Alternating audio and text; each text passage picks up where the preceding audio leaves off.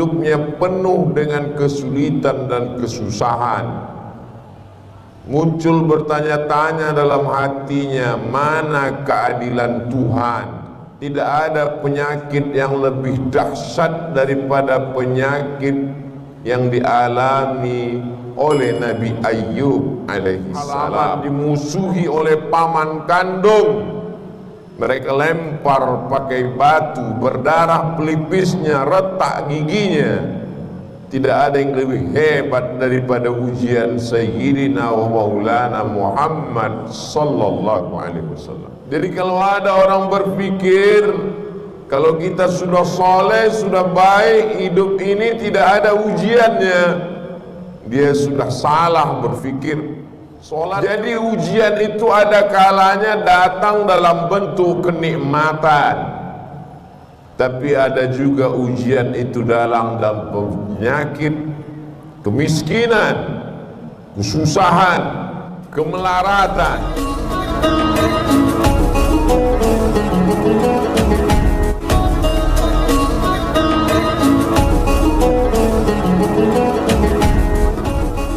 Ada sebagian orang berpikir kalau dia sudah sholat, dia sudah taubat, dia sudah berzakat, dia sudah berzikir, maka hidupnya akan tenang, hidupnya akan senang, hidupnya akan kenyang, karena dia sudah dekat dengan Allah.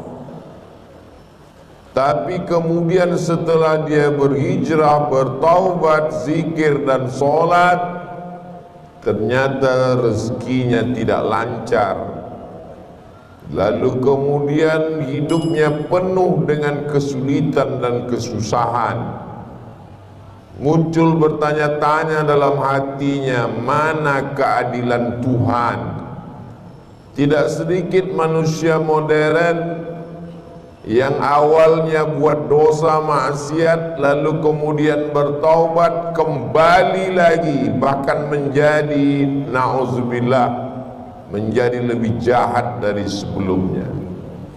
Ini semua berawal dari salah berpikir. Orang yang salah berpikir nanti dia akan salah bicara. Setelah itu dia akan salah berbuat, salah bertindak, salah beramal. Maka dalam Islam kita diajarkan untuk benar dalam berpikir. Kalau kita sudah hijrah, sudah taubat, sudah sholat, sudah zikir, sudah zakat, bukan berarti ujian tidak datang menerpa hidup kita. Faksusil qasasa, sebutkanlah kisah-kisah para nabi. Sebutkanlah satu di antara nabi yang tidak ada ujiannya. Cerita tentang penyakit, tidak ada penyakit yang lebih dahsyat daripada penyakit yang dialami oleh Nabi Ayyub alaihi salam. Bercerita tentang ditolak jamaah, tidak ada nabi yang paling mengerikan ditolak oleh umatnya melebihi Nabi Nuh alaihi salam. Nabi Yunus juga demikian. Sampai masuk ke dalam laut, mereka campakkan dari atas bahtera, tenggelam dalam 3 kegelapan. Gelap malam, gelap laut, dan gelap perut ikan. Bercerita tentang kesusahan dan kesulitan, diusir dari kampung halaman, dimusuhi oleh paman kandung. Mereka lempar pakai batu, berdarah pelipisnya, retak giginya. Tidak ada yang lebih hebat daripada ujian Sayyidina wa Maulana Muhammad sallallahu alaihi wasallam. Jadi kalau ada orang berpikir kalau kita sudah soleh, sudah baik, hidup ini tidak ada ujiannya, dia sudah salah berpikir. Sholatnya benar, zakatnya benar, puasanya benar, berfikirnya salah. Kesalahan berfikir itu membuat orang akan berhenti sholat. Tetangga saya yang tidak sholat, tidak pernah ke masjid, badannya sehat, rezekinya lancar, semua berawal dari kesalahan berfikir.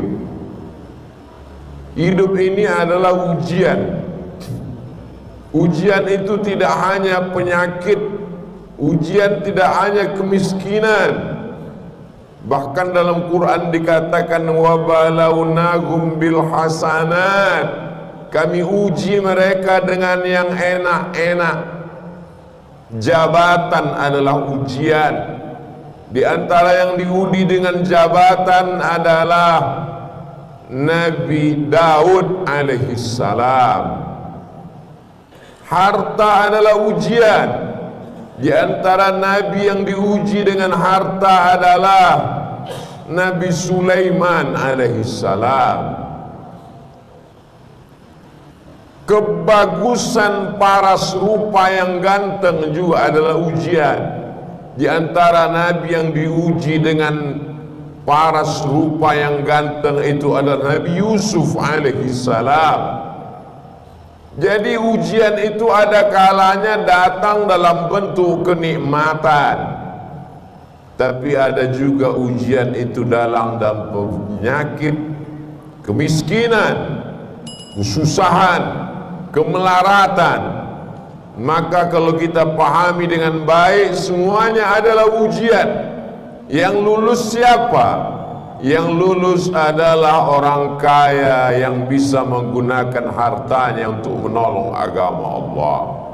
Yang lurus adalah orang yang punya kuasa, tapi sehari dipakai untuk berpuasa, sehari dipakai untuk makan. Itulah dia Nabi Daud. Ahabbus shaumi ilallah shaumi Daud. Puasa yang paling disukai Allah, puasa Nabi Daud. Mengapa demikian? Walaupun dia berpuasa, tapi harinya dia bagi. Yasumu yauman, sehari dia berpuasa. Wa yuftiru yauman, sehari dia makan. Sehari dia pakai untuk mengingat Allah, sehari dia pakai untuk mengatur rakyatnya. Dan mengatur rakyat itu juga dapat pahala dari Allah subhanahu wa ta'ala. Jadi kalau kita berpahaman, berpikiran benar, insya Allah apapun yang datang kepada kita, kita anggap sebagai ujian. Datang senang, ujian. Datang susah, ujian. Datang harta, ujian. Datang miskin juga ujian. Orang yang berharta lulus ketika harta itu tidak sampai ke dalam hatinya, hanya sampai di tapak tangannya. Dia hanya menerima, setelah itu dia kasih kembali. Terima kasih.